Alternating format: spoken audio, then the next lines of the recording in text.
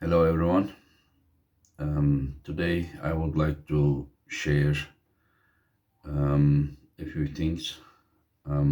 First of all, Kirsten from Malta, he injured his bicep during the first round versus Bojdar Simonov, and I think he needs to have a special surgery, and he needs help of the community. So if you would like to help him, I will share the GoFundMe link to support him. I wish him speedy recovery, and hopefully he will be even stronger in the future after he heals up. Other than that, um,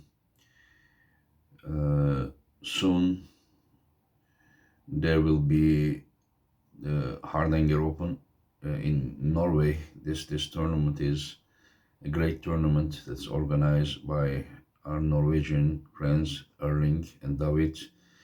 Um, I was there last year. It was an amazing event, and this year there will again be some super matches, and I will be pulling the GOAT, John Brzenk, and Niazi Kurt, multiple times world champion, ex-world champion from 20 years ago. He will pull Frode and Frode, I think is how they pronounce, and Vajos from Sweden will pull Vladislaus. Uh, they had super matches right and left in the past. It was incredible, very exciting matches they had. Niazi versus Prod will also be a great one. People think that Prod is just gonna destroy Niazi, but I'm kind of thinking that it will be a very good one, and I think Niazi will beat Prod. And about I versus John, when you are, I never challenge John. I would never challenge John. Even if I am in like best ever shape, and to challenge John, I have so much respect for him that I wouldn't do. I mean, to challenge John is not a disrespect, but still, it's not like my way. If there is anyone that I wouldn't challenge, it's him. That I don't mean that anyone who challenged John is disrespecting. Don't get me wrong. It's just like me. So you can ask how this match happened. Last year, I and John were going to be the guests of the Hardanger Open, and then John was not able to come because the vaccine type that he had was not recognized by Norway, so he couldn't come. I wasn't vaccinated either. I'm still not vaccinated, but my type of passport, service passport, you know, um, allowed me to go there and join without vaccine,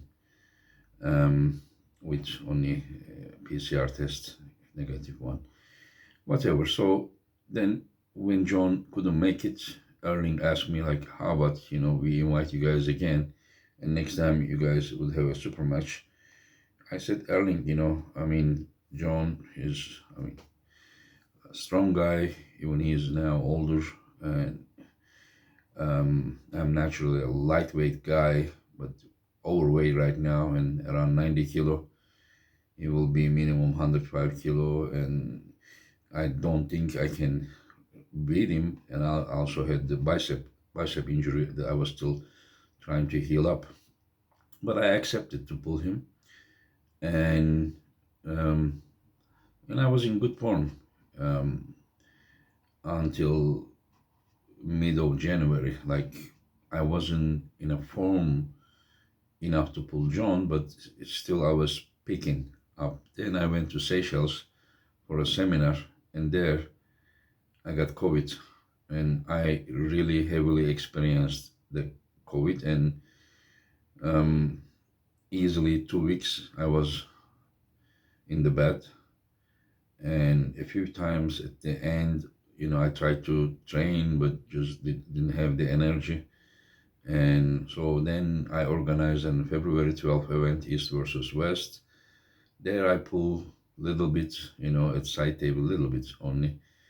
And 3 days later, I started to train on 15th of February. So I was thinking that I could train till uh, like like March 8th or something. But on 27th of February, I did a table time, and February is 28 days this year, and so 3 days later or 4 days later, I injured my lower back, and so I couldn't train anymore. And now it's kind of late to do really training, so I will only rest. So basically, from January 15th to March 18th, I'm going there with 12 days of training, total training in more than 2 months. And for someone that wasn't ready uh, and who heavily experienced COVID, so I mean, I don't expect much, you know. Even I was like super, super, super ready, never had COVID, never had biceps, injury, and trained very well, still, John would be the favorite of the match. So this is that is how the facts are, you know. So after also this is a pay-per-view event, and I can guarantee you that even if I can't beat John, I'm gonna give him some serious trouble, especially on early rounds. Who knows? Maybe a flash pin. Never know. So if you want to watch this, I will also share the link of the pay-per-view. Uh, there you can also see the other super matches as well, and be witness of this historical event. And it would be good if you support the Norwegian friends who are doing a fantastic job, to promote arm wrestling.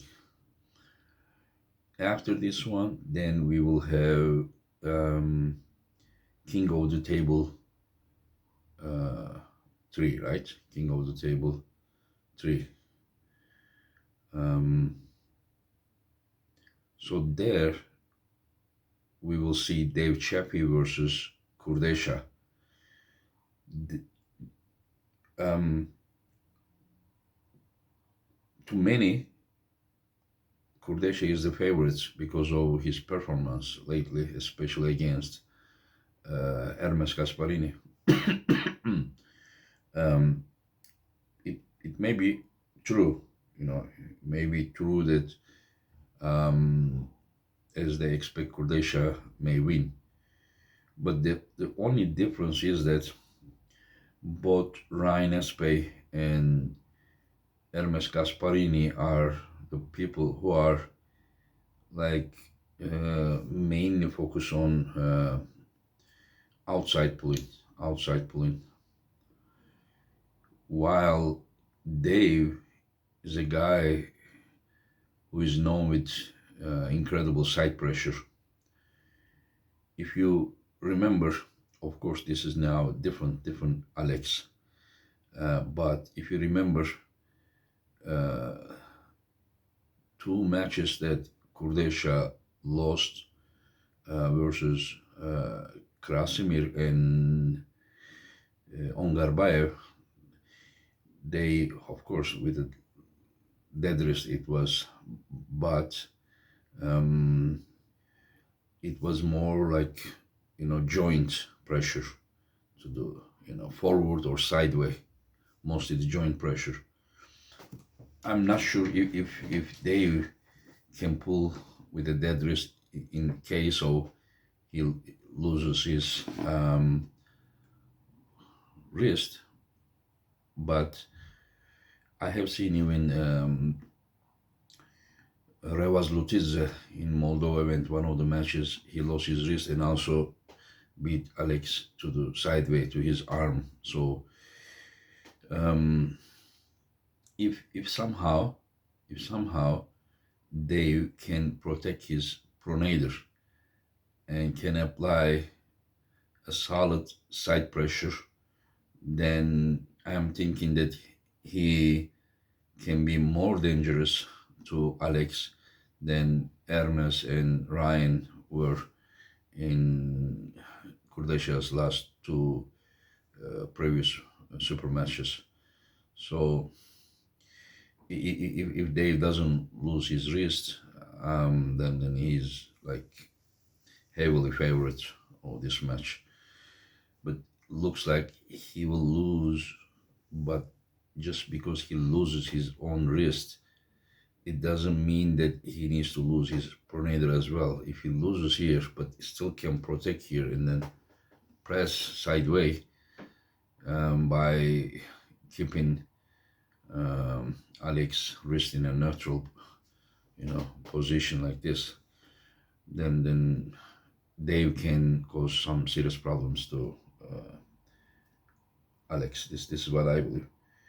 And Hermes versus Wagner, as far as I know, it's a left arm match. Yeah, if it was a right arm match, I don't think that it would be close. Hermes would have won. This is what I know. It's left arm, right? And but if it is left arm, then I think this start will play a huge role. Where uh, uh, Bortolato puts his famous shoulder pressure on Hermes's bicep. If it is quick enough to get on Hermes's pronator, then a big possibility is going to press him. But if he is a little bit late and then Hermes takes his wrist, I'm sure that Wagner will still apply pressure with his shoulder, even with a dead wrist. But I don't know how much effective it will be against Hermes. We haven't seen Hermes's left arm for some time, and I don't think we have seen Hermes's left arm that level of match. Maybe we saw, but not against someone who is pulling like Wagner. So it is exciting match. I'm curious about the outcome. There will be Sarah Beckman versus Gabriela. That is also a very interesting match. It probably the one of the most important female arm wrestling match, if not the most important. And as we know, after Sarah came back, Gabriela defeated her. Uh, Sarah wasn't ready physically and mentally, that it can't take anything away from Gabriela's victory. Gabriela just went there, won fair and square. She deserves all the credit. But if we talk about the like facts, Sarah was just coming back after many years of break, and mentally and physically she was not as good as she is right now. So so it is going to be a good match, no matter. Even if Gabriela wins again, I don't think that it will be as dominant as last time. Let's see how it will be. Like, both have my utmost respect, um, and I wish them best. And I hope no injury for either side. And let's see what will happen. And then there is Khalid versus Larry Wills, and that's an interesting match. In my opinion, in a orthodox way of arm wrestling, I think Larry has the edge. But I have seen Khalid pull in that way versus Kyle Hutchinson. I saw, and his shoulder was really down angled. It should have been a foul. And if he pulls in that way, then there is a big possibility that he can also beat Larry. I don't understand why they set a match for Larry, even the last one, with that open arm top roll typo, uh, pulling, and now again against someone, Khalid, who potentially, will pull same way, and maybe he will not, but I have seen him doing it. So Larry is very strong, but he's not that super experienced, and not that well-rounded. So I think that it would be better if they would set him, against someone that, he can actually apply his power in an orthodox way of arm wrestling. But they just set it, and let's see how it will be. I Larry has lost last two super matches that he had, and so he better win this time, because um, he will not be that good for his reputation if he is really willing to become an elite arm master in the future. I will put the link of the pay-per-view for this event as well on the description part. And so I'm thinking I'm gonna go to Norway and then coming back on 21st. If there is nothing wrong, most likely I will go to Dubai. But let's see. Um, and then we have our East versus West event, which will be um, in May, on May 21st, and we already set matches.